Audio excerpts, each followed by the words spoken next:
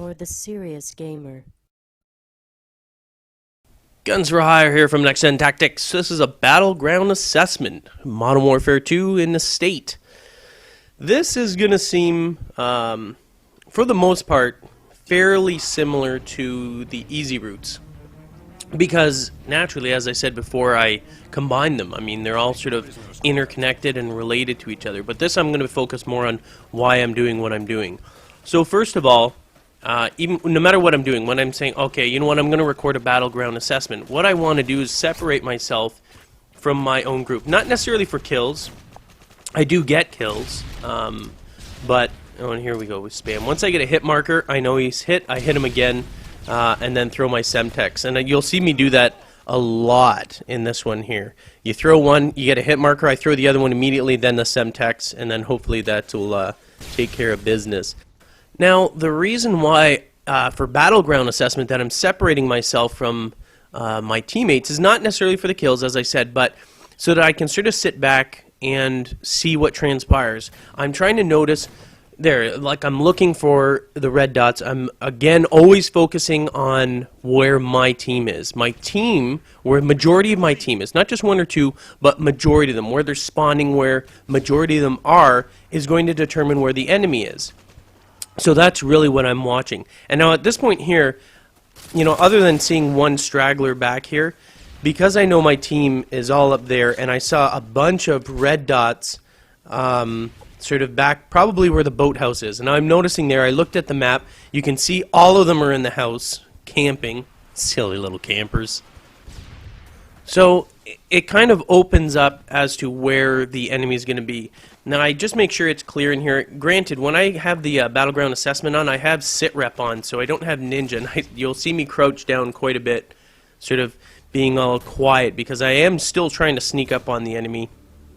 But at the same time, I'm like, all right, this area is clear. They're still obviously in the estate, which tells me likely they're going to be from up near the boathouse area, because that's almost where everyone goes. And now I start seeing people spawning where I am, which is a safe area. So there's no point in me staying where I am, because there's absolutely no enemy players there for the most part, because your teammates won't start spawning around you unless it's clear and safe, and there's hardly any enemy players around. That's the way the spawn system works.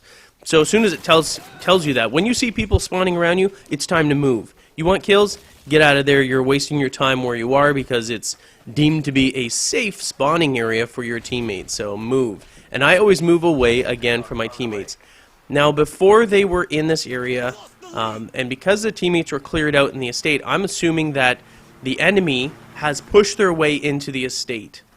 Which is logical, right? I mean, they were there before, they started spawning around you, and when we looked at the map, they were all inside the estate, so logically, the enemy has pushed their way to it, and I just basically come around the outside, just see if I can actually penetrate, that sounds delicious, penetrate the enemy's territory. Again, you can see your teammates. I'm looking at the small map, and it's showing that my team is still on the perimeter. And if they're still on the perimeter, chances are the enemy is still inside the house. Everyone always wants to be in a state. But you know what?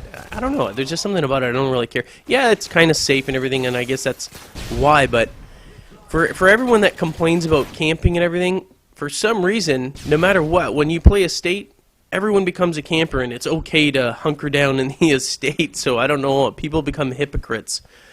And they get in there. Oh, look at this handgun time. Maybe it was this game here, because I actually get a lot of handgun kills in this particular, in the M9. Oh my god, if any of you guys have been watching the agency videos, you know I've been saying how much I want the M9s. I absolutely love the M9s. The M9s, I think it's the same power as the USP, but it's a hell of a lot more accurate. And for whatever reason, I'm just able to handle the M9 a hell of a lot better than I am any of the other weapons. Yes, the Deagles are more powerful, same with the Magnums, but I don't like the kickback and I don't like the small clip size on it. I can't do much with it. And I fire rather quickly, so I need a larger clip size, and even with the extended mags, I find the M9 works quite well for me. Now, do I switch to my Uzi here, or do I get lucky? Yeah, I think I do. There you go.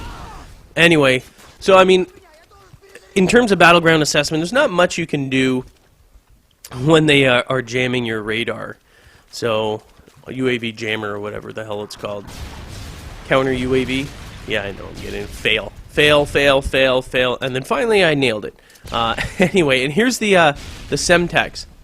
So I still got my, the Semtex? The stun Semtex, but I didn't hit anything. I shouldn't have thrown that second stun though, because normally I use it as a feeler. And a lot of cases, and again, my team's seemingly has penetrated again in the estate, and they like to camp in there themselves. So I'm assuming that the enemy team is likely going to be coming from the boathouse, which is why I threw those stuns over that way, because generally that's the most common way for them to come in. It's kind of hard coming from the back area here where the greenhouse is. Once in a while you do get players coming through here, and it's probably the smarter route to get in, but for whatever reason, a lot of the players do try and come from the boathouse, come that way. If it was myself, I'd swing around the far side to do that, but these players aren't that smart, so I tend to get a little more brave. Now, in terms of brave, you'll notice that there is a chopper in the air, and I do not have cold-blooded. Now, I'm able to actually avoid, most cases I can avoid these, the helis and everything like that. It's a very simple technique. Always place an object in between you and the helicopter. Even if it's a little bit harder, granted, with the, what the hell is it called? Pavlo. Yes, Pavlo.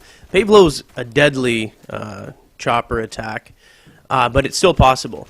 Now, if you're going to move and you don't have cold-blooded, you can still start moving. So if you're playing Search and Destroy and everything, don't be absolutely paranoid that these things are going to kill you. You have to be very careful, but don't be paranoid. Make sure that you have a solid object in between, and if you have to go prone, go prone. But lie between, or make sure that your bot, there's some sort of like a car or anything in between you and that actual attack chopper, Pavlo, whatever you want to call it, Harrier, whatever you're using or whatever you're facing.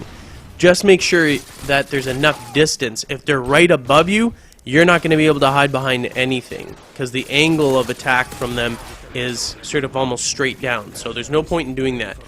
But what I'm saying is, if they're sort of across the way and you have some distance across the map, then it's usually safe and easy to avoid getting killed from it. Well, it looks like we're going to go on a bit of a killing rampage.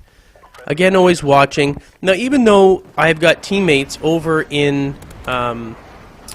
sort of the boathouse area, and you notice that, and the map's huge. I mean, why didn't I attack down here? Like I said before, majority of the players will try to attack through the boathouse area, which is why I placed that Harrier attack over there. Regardless if there's all this open space down on the sort of bottom half of the map, which you saw when I put that Harrier attack on there, for whatever reason, everyone always comes up to the boathouse. Everyone thinks that it's safe to be in here, including this guy and this guy. Silly people. Anyway, so I know if you're going to flank, it's always good. No matter what, if you see your teammates... I think I died here. If you see your teammates in the estate, dude, I'm telling you, the best way to try and get some kills, and take your time. Yes, it's going to be a space, a little bit of time before you're actually able to get in there, but run your ass around, like from their original spawn area all the way around the backside through the transformer, the electrical area, and then up the hill to the back of the boathouse and flank them that way. You will get a lot of kills. Every team goes that way. But make sure you also check that that sort of house that a sniper likes to go on the upper sort of landing and face the estate as well. Just go on the outside, look up quickly. You can do that as well, but it's not always worth your trouble to check that for one sniper, because I don't usually worry about snipers. Stay out of sniper areas, which are center areas. Like I'm always saying, stay on the perimeter. Stay in the perimeter, you reduce the probability that a sniper is going to nail you. Although the estate, and which is also why you should not go from the boathouse into the estate area, because a lot of snipers will sort of hunker down on the top, on the second floor, and can easily pick you off as you're coming in that way. I mean, if they're good snipers, like Ace84, Ace0241, and Zaffle on our team, they're gonna friggin' blow your head off, pop it like a balloon every single time. They're very quick, and they know where to look in there, so avoid this area. Like, I mean, look at this. I'm just constantly throwing, even random stuff. These guys are just constantly, they're doing the same thing over and over again. So, I mean, in this particular game here, just know that you can easily flank the boathouse area and get simple kills. That's it. I'm Guns for Hire from Next Gen Tactics. Hope you enjoyed a battleground assessment. Peace, and make sure you kill everything that moves. Aight?